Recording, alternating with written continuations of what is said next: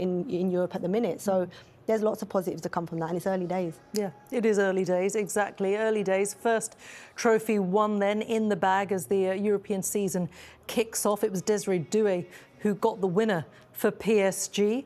Thought it might have been ruled out, and it wasn't. It stood, which means that PSG are the team that take the European Super Cup. And we can hear from Desiree Doué now. He's speaking with Emma. Desiree, congratulations. Another final, another win, and another goal for you. How good a feeling is this one? This is amazing, you know. Winning this trophy is amazing. This is really difficult, you know, because before that you have to win the Champions League. We did it again, and we won for the second time the Super Cup, so this is amazing for us. What keeps the hunger alive within this squad to keep on winning trophies? Sorry? What keeps the hunger alive amongst the players to keep on winning trophies? We are always hungry, you know, we want more, we want more. Like I said, after the final in the Champions League, we want more, we are really ambitious. We are a young team, and we want to win everything this season again. We've already seen such a high level. Can you go even higher this season? Of course, of course. We always can improve. Good luck. Thank you very much. Yeah, such an exciting talent, isn't he? A goal and an assist today. Desiree Doué amongst that sort of that young team that PSG have.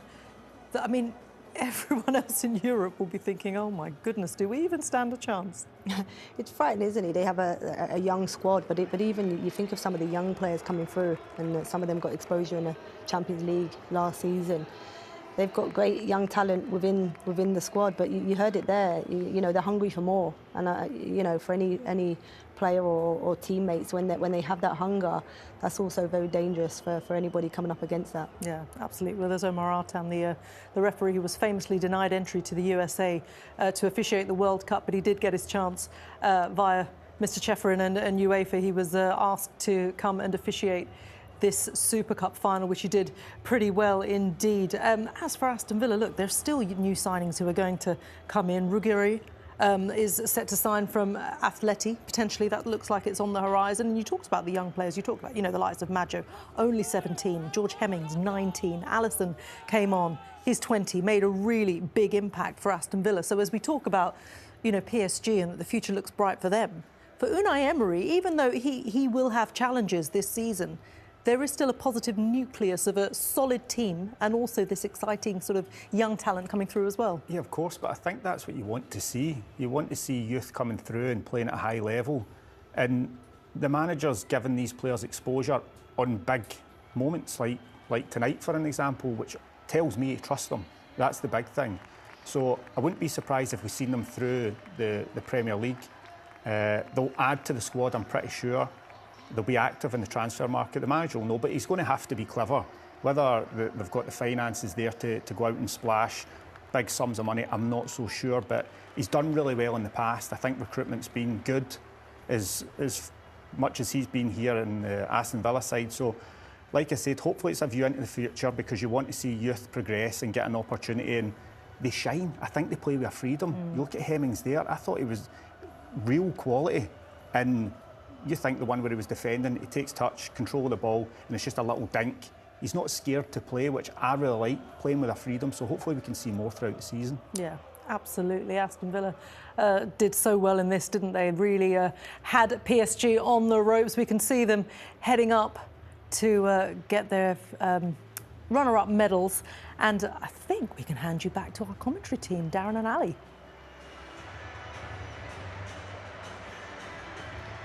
Yeah, thank you, Reshmin. So the final few Aston Villa players going through, well deserving of those medals tonight, Ali, because echoing what Farah and Hutz have been saying in the studio, didn't they give a good account of themselves? Because this is still very much an Aston Villa squad, which is a work in progress based on the players who they've lost, the ones they'd like to bring in, and the players who weren't quite ready to be here with them tonight. Well, I'll be brutally honest, I was a little bit concerned when I saw both sides starting 11s. But I was very, very pleasantly surprised at the way Villa performed.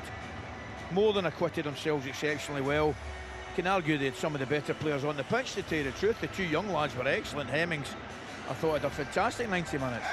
So I've got to tell you about him. So Luis Enrique has now coached in 6 European finals, and he's won all 6 of them. So he's gone past Zinedine Zidane's perfect record of 5 in 5. He's now level with Giovanni Trapattoni and Sir Alex Ferguson with 6 European trophies. He only trails Pep Guardiola and Carlo Ancelotti. And he's still got time to chase them down, hasn't he? As Dewey was saying there, they're a relatively young side. There's no reason that they won't continue to be hungry and do the right things. There's the man whose goal decided the match tonight, Desiree Doué, the star of the Champions League final 2 seasons ago.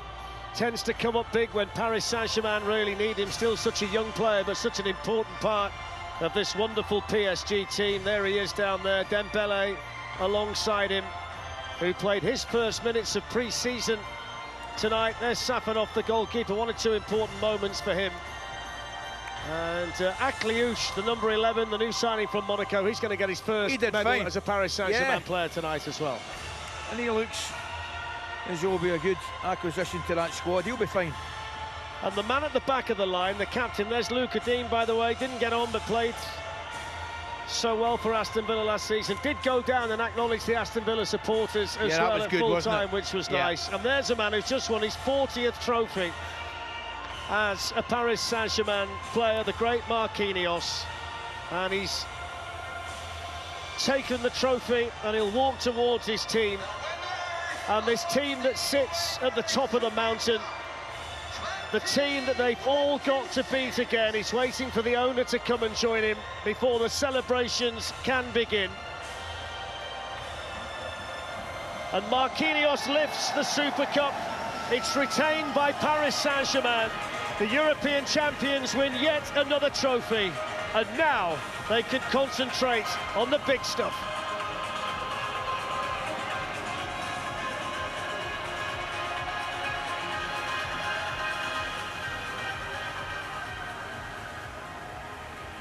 Yeah, brilliant scenes out there in Salzburg then. PSG winning back-to-back UEFA Super Cups, of course, after their back-to-back Champions League trophies as well. And when you think of the road that it took to get there, all those opportunities, all the big names that have come through the door at the Parc des Princes, and they've finally become the team that they always wanted to be.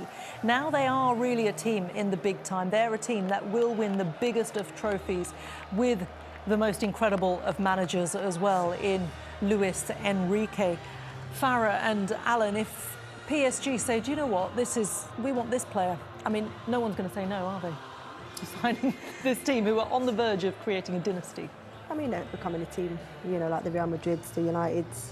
Man United's a football where, you know, the players coming through want to be a part of that. So, yeah, they're certainly starting to build that name around them now, certainly becoming double back-to-back Champions League winners. But they've got a young squad, and I feel like the club itself and the way that it's run and structured now, you know, where they used to bring in the big names, and we've seen, you know, many in our time, Mbappe, you think of Messi and Neymar and all those big names that couldn't do it, and now they're starting to look at, you know, some of the players coming through the development, younger players, you know, more team players, so to speak, as opposed to those individuals, although they have that talent within there, and that seems to be working for them. So, you know, this squad is so young that, you know, it's quite worrying for everybody else around them. You know, how long and how hungry can these young players remain to keep pushing for, you know, more and more titles? And they seem, you heard Doué say it, they're hungry. So I would imagine for a little while yet.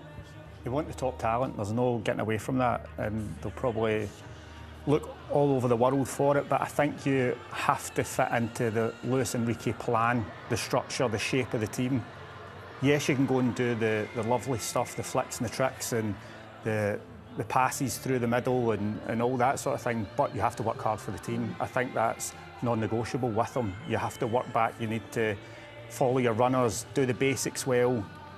He's looking for the full package at a certain age, so they're only going to go from strength to strength for me because they are recruiting at a certain age group and looking towards the future. So it's interesting because that's the captain who's been there through the multiple generations, but he's kind of he's sort of the last man standing, isn't he, from the old guard almost? Yeah, but I still think you need experience. I mean, I used to say that when I was getting older as well, just trying to hang on. I think it wasn't quite like him, to be fair, but I genuinely do believe when you've got the young, talented players, they need to learn off the older, experienced ones who show them. John McGinn speaks about it, the core of the group, you still need that, and then everybody round about you learns what it's all about to play for a football club, the stature of Paris Saint-Germain, and that builds for the next group coming through. So top quality player, and I'm sure he'll be there for a good few seasons yet.